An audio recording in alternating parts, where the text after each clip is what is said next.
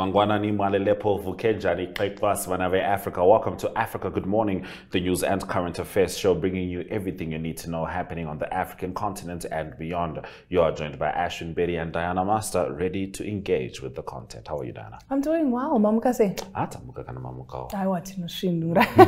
All right, let's get into what you can expect in today's broadcast. In Gabon, military men announce cancellation of elections and dissolve institutions.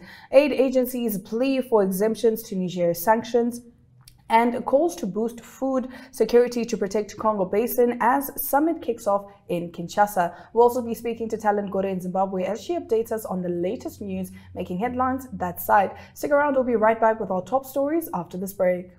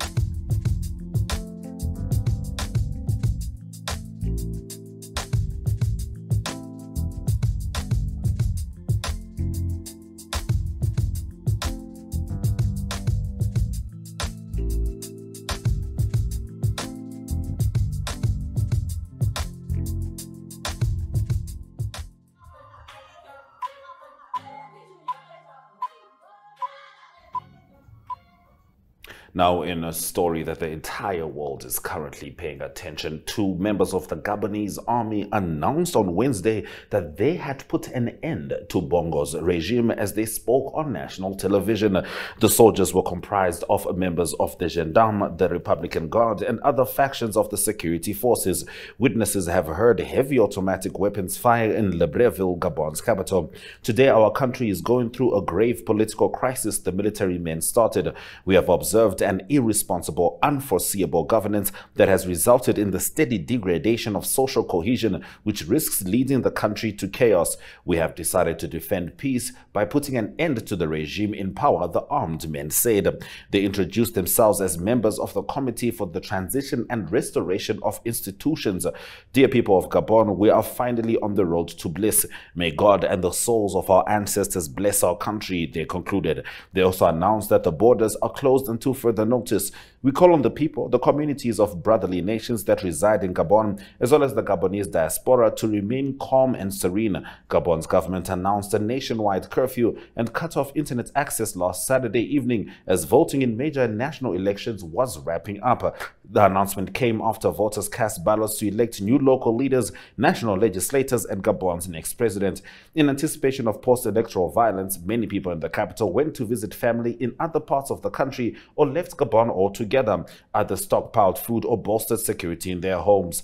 There was concern of violence before the election due to deep-seated grievances among the population of some 800,000 people. Now getting into our next story, India says it has lodged a strong protest with China over a new map that lays claim to its territory. Indian media have reported that the map shows the northeastern state of Arunachal Pradesh and the disputed Aksai Chin Plateau as China's territory. It was released by China's Ministry of Natural Resources on Monday. We reject these claims as they have no basis, India's Foreign Ministry spokesperson Arindam Bakshi said. He added that such steps by China only complicate the resolution of the boundary question. Beijing has not officially responded yet. India's Foreign Minister S. Jaishankar also called China's claim absurd. China has even in the past put out maps which claim the territories which are not China's, which belong to other countries. This is an old habit of theirs, he told TV channel NDTV on Tuesday. India's protest comes days after Prime Minister Narendra Modi and Chinese President Xi Jinping spoke on the sidelines of the BRICS summit in South Africa.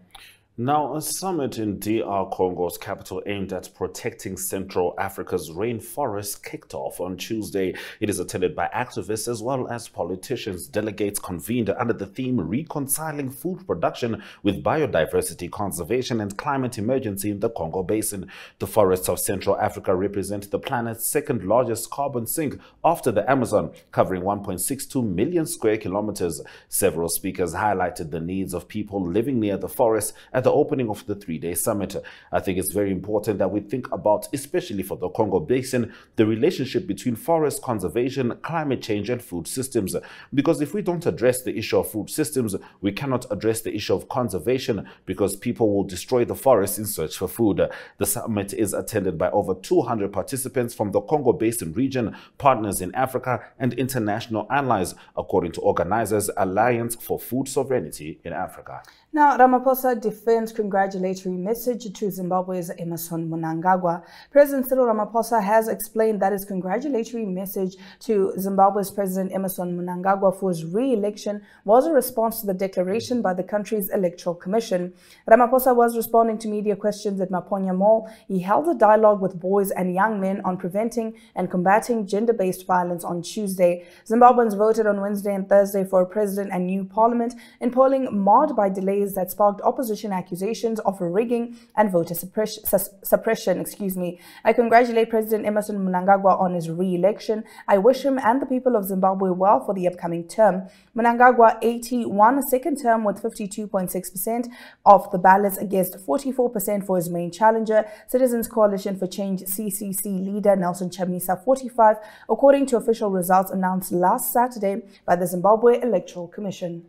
We'll be talking to Talent Gore about the Zimbabwe situation a little more after this next story. The UN and a host of humanitarian agencies are calling on the West African Regional Bloc, ECOWAS, to grant exemptions to sanctions imposed on Niger in the wake of the coup, as they are threatening the health of some of the people. There is no way to bring humanitarian aid into the country. Emmanuel Gignac, the UN Refugee Agency representative for Niger, is quoted by the Reuters news agency as saying the immediate goods affected is going to be food, and then it's going to be access to medicine and drugs. He painted a picture of a possible worsening situation where, with electricity supplies cut by Nigeria, people are relying increasingly on generators, but the supply of fuel could be under threat. In the wake of the 26th July coup, some of the Niger's neighbors shut their common borders as a means to put pressure on the junta to allow a return to civilian rule.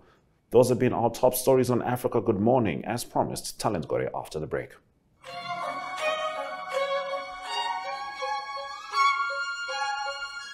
Welcome to What's Cooking, where culinary passion meets expert insights.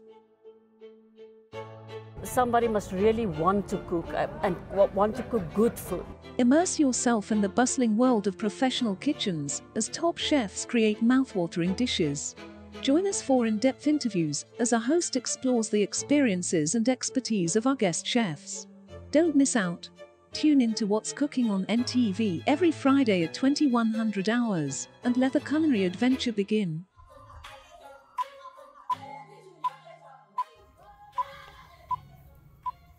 So, of course, there's been a lot of commentary around the Zimbabwean elections. There's been backlash. There's been conflicting messages from SADC, backlash from Zimbabweans living in Namibia, living in South Africa, responding to President Cyril Ramaphosa, responding to Dr. Hage Geingob. And now the CCC, which is the main opposition party, which feels cheated, is demanding fresh elections. I'm not sure how plausible that is, but Talent Gore nonetheless is here with the news stories. Talent Wamkase, take it away. Africa. So the main opposition party, Citizens Coalition for Change, has demanded a fresh elections supervised by the Southern African Development Community, as the United States revealed that it was engaging regional leaders over last week's disputed pause. Party leader Nelson Chamisa has refused to accept defeat after President Emmerson Mnangagwa was declared the winner of the largely controversial pause held on August 23 and 24. Apparently, a number of election observers flagged the pause as not credible and failing to meet local, regional, and international guidelines on holding free, fair, and credible elections.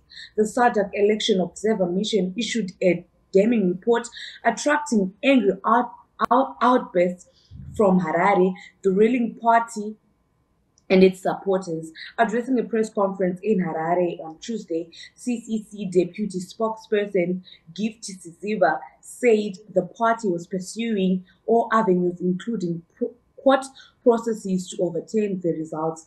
He said that the only resolution and way forward articulated by CCC for the avoidance of doubt and confusion is that Zimbabwe needs a fresh and broad and proper election to exit the current crisis. He also said that our answer to all Zimbabweans and Africans at large is that the solution lies in calling upon our African brothers and those in the region, particularly SADC and African Union, to help us to facilitate and, more importantly, to guarantee a process that will lead our return to legitimacy in the shortest period of time. However, the ruling party ZANU-PF has dismissed claims that the polls were not free and fair, and the party says it is preparing for President Emmerson Mnangagwa's inauguration. All right, now talent thieves get away with $271,000 and 2.2 million rand from Bulawayo Bank. Please tell us about this. Yes, thieves broke into Nedbank Bulawayo over the weekend and stole more than 271,000 United States dollars and 2.2 million rand, which was in safes in what police suspect to be an inside job from either the bank staff or the security guards. Police also said that the thieves forced open some safes before stealing the cash, and a manhunt has since been launched for the suspects, and the police are intensifying investigations on the case. In an interview, National Police spokesperson Assistant Commissioner Ponyati confirms the incident and said the offense was discovered yesterday by Nedbank employees after they had reported for duty. So right now the police are just doing some investigations to figure out what really happened and to see if they can actually catch the thieves, but they are suspecting that it was in inside jobs by either the staff of the bank or by the security officers. All right. Thank you very much, Talent, for bringing us the news stories from the House of Stone. You're welcome, and thank you very much for having me. It's always a pleasure having Talent Gore right here on Africa Good Morning. We'll now take a look at the weather predictions for Southern Africa before we return with our economic news.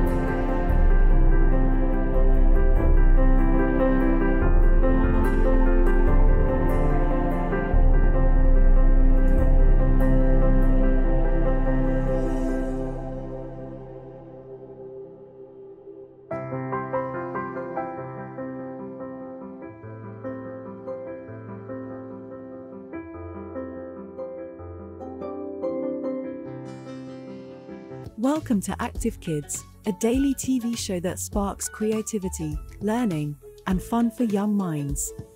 With exciting activities and lessons, Active Kids inspires curiosity and a love for learning. New face to the 15. The perfect mix of play and education. Don't miss out on the fun. Tune into Active Kids on NTV every weekday at 10 o'clock and let the adventure begin.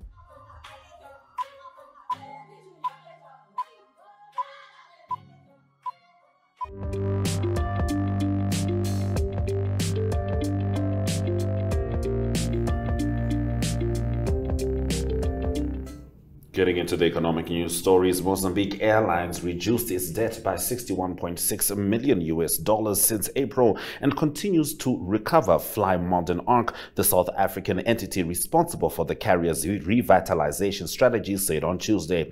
With regard to debt restructuring, at the moment, after 3 months, we have managed to reduce the debt by $61.6 million, said Sergio Matos, the FMA representative, at a press conference in Maputo. When Fly Modern Arc took over management management of the state-owned airline in April. LAM had an estimated debt of around $300 million, according to figures provided at the time. Sergio Matos said that the decrease in creditor charges was the result of correct entries of transactions in accordance with international accounting standards, generally acceptable accounting practices, and the accounting guidelines of the National Treasury. It is also due to the offsetting of debts against debtors, totaling $23 million, added Matos. The manager revealed that LAM is in negotiations with the manufacturer Boeing for the reimbursement of $23 million resulting from the prepayment of a new aircraft that was never delivered to the Mozambican carrier. Now, Gabon's dollar-denominated bonds fell as much as 14 cents on Wednesday before recovering some of their losses after the military said it had seized power in the Central African nation.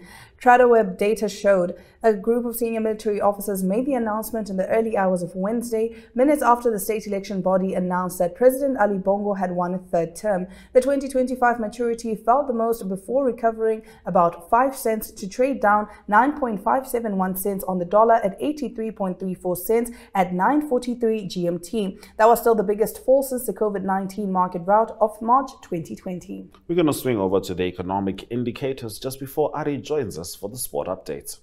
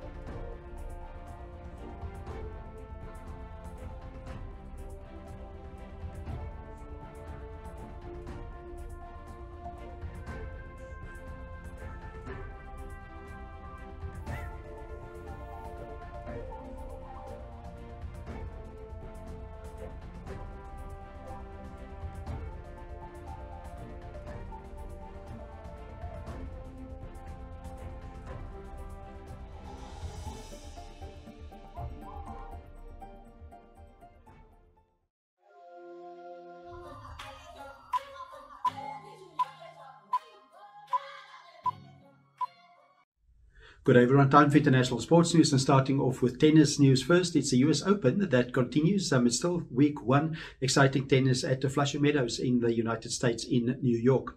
News from men's side of the draw. Number one seed Carlos Alcaraz safely through to the second round. That was mainly because the opponent he played against had to withdraw. That was because of an injury. That is Dominic Kuffer that couldn't continue in that game. He is from Germany. So Carlos Alcaraz through to the second round. He will next play South African Lloyd Harris, and Lloyd Harris also a good start for him. Difficult to play the number one seed now, but Lloyd Harris has been injured for quite a while, but he beat Guido Pella, and he is from Argentina. He beat him 7-6, 6-4 and 6-4 to advance to the second round against Alcaraz. Also a good result for Andy Murray, the experienced player from Great Britain, a former Wimbledon winner as well. Andy Murray beat Constantin Motet. He's from France by 6-2, 7-5 and 6-3. Also from Great Britain, Cameron Norrie is also safely through to the second round. And the number 2 and 3 seeds, Novak Djokovic and Daniel Medvedev, also through to the second round. On to the women's side of the draw, and it was experienced Venus Williams. She was a promoter's pick, or she was invited by the organizers of the US Open, and she lost unfortunately in the first round. She's 43 years old, Venus Williams now, and she played 24 consecutive singles titles at the US Open. That's also a record. But she lost to Greet Minin, and she lost by 6-1 and 6-1. Also number 2 seed, Aryna Sabalenka, she's safely through to the next round. And then it is a number 7 seed, Caroline Garcia from France. She's out of the tournament, one of the first highest seeds in the women's side to fall out in the first round, and she lost to Wang Yafan. She is from China, and she's 114th in the world. Also a good start for Ons Jabeur. It was a difficult start. Ons Jabeur is from Tunisia. She's Africa's hope in the US Open. And she beat Camila Osorio by 7-5, 7-6. A tough game for her. But she just recovering from flu and she had difficulty to breathe. But Ons Jabeur safely through to the next round. Moving on to golf news, and it is the USA team that was selected for the Ryder Cup. The Ryder Cup, that is the team competition between the USA and Europe. That is the men's professional golf, and it is the US team that was confirmed. That was by Captain Zach Johnson. 6 players already qualified because of their ranking, and then Zach Johnson had 6 picks as a captain that he had to announce, and maybe the one surprise or most notable inclusion is that of Brooks Koepka, that currently plays on the Live Golf Tour initiative, and it was highly speculated that he will make the team because he won the PGA major tournament a few months ago, and so the 6 players that's included is Brooks Koepka, then also Sam Burns, also Colin Morikawa, Ricky Fowler, and then Jordan Spieth and Justin Thomas, and they joining Scotty Scheffler, then Brian Harman, Wyndham Clark, and Max Homa, Xander Schauffele, and Patrick Cantlay. That's the 12 players that will play against Europe. The tournament starts the 29th of September, and that is in Rome, and the team from Europe will be announced next week. Continuing international sports news with soccer news, and it's the Carabao Cup that continued in English soccer, and it is a knockout tournament, and it is the 3rd round games. Some of the lower league teams also playing against higher league teams, and it was Fulham that beat Tottenham Hotspur on the penalties 5-3 after the game ended 1-1 in a draw. So Tottenham Hotspur out of the Carabao Cup. Other result, Middlesbrough beat Bolton by 3-1, and then the big result for Salford City. So Salford City beat Leeds United. That was 1-1 after normal time, and then they beat them 9-8 on penalties. So a big night for Salford City playing at home against Leeds. That's international sports news for today. Hope you have a great sport day, and we talk international sport again tomorrow. Goodbye.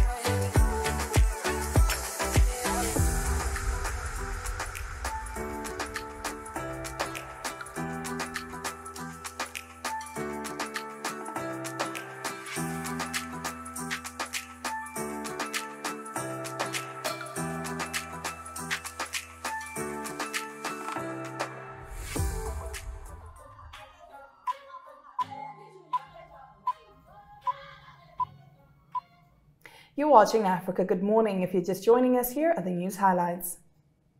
Gabon military men announce cancellation of elections, dissolve institutions. China map, India lodges strong protest over territory claims. Calls to boost food security to protect Congo Basin as summit kicks off in Kinshasa. Ramaphosa defends congratulatory message to Zimbabwe President Mnangagwa. In Mozambique, flag carrier LAM cuts debt by $61.6 million. All right, those have been our stories on Africa Good Morning. The last story for the month. Yes, for the month. Yes, Next it month, is for the month. Tomorrow is a whole new month. Of course, the ladies will be taking over the show and making sure that you are abreast of all current affairs. But from Diana Master and Ashwin Betty, do remember to catch Africa Good Morning on 1up2.com, DSTV 285 and GoTV 285.